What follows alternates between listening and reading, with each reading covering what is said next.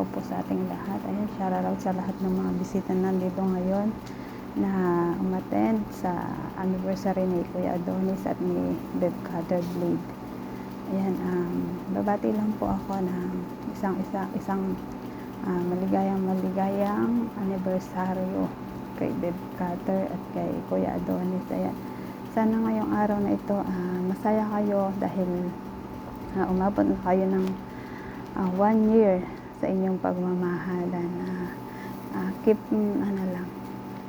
stay strong lang para sa inyong relasyon, and sana magtagal pa yung relasyon na binuo nyo. Ayan, at umabot na nga ng 1 taon. Masaya ako kasi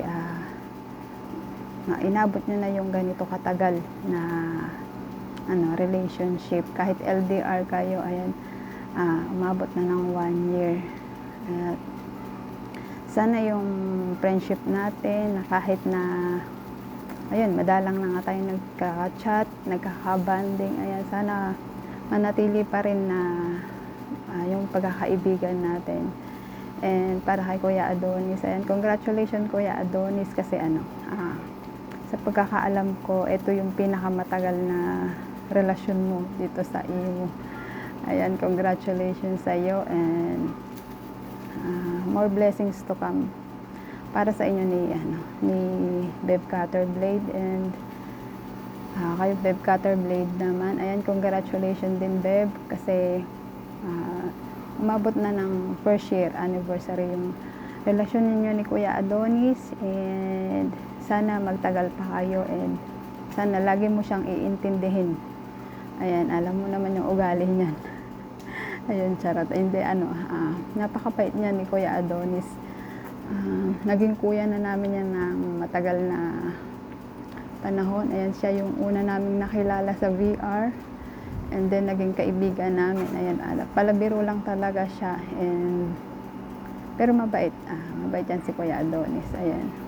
In behalf of FLG family, sa aming owner na si Yemi Bay, ayan, bumabati kami sa inyo ng happy blessed anniversary sa inyong dalawa, and more baunan to come. Ayan, sana pagka nakita kayo sa Pinas, ayun, maging kayo hanggang sa dulo.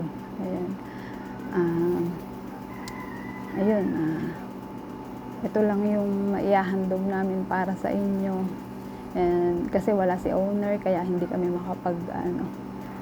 makapaggawa din ng video na yun talagang mukha namin. Ayan, kaya dinaan ko na lang muna sa audio. Ayan, congratulations again Bev Cutter Blade and Kuya Adonis. God bless sa inyong dalawa, and we love you. Ayan, thank you.